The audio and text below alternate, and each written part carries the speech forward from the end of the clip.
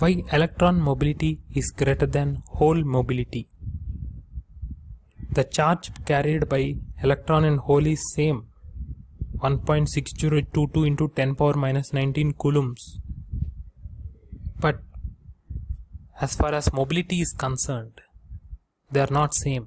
Why it is so?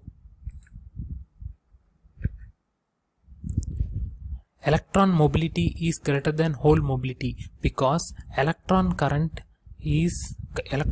movement is direct electron particles movement, whereas hole current is due to release and trap mechanism of electrons. Whenever free electrons are moving, then the current direction is opposite to that of the free electrons movement. Whenever free electrons move, it causes current, whereas in case of holes, they move by release and trap mechanism. For example, consider this covalent bond 1. If at some other time, if this covalent bond 2 breaks and an electron is set free, and that electron comes and occupies this void in the covalent bond 1, then this covalent bond 1 becomes complete and covalent bond 2 becomes incomplete, and a hole will be created here.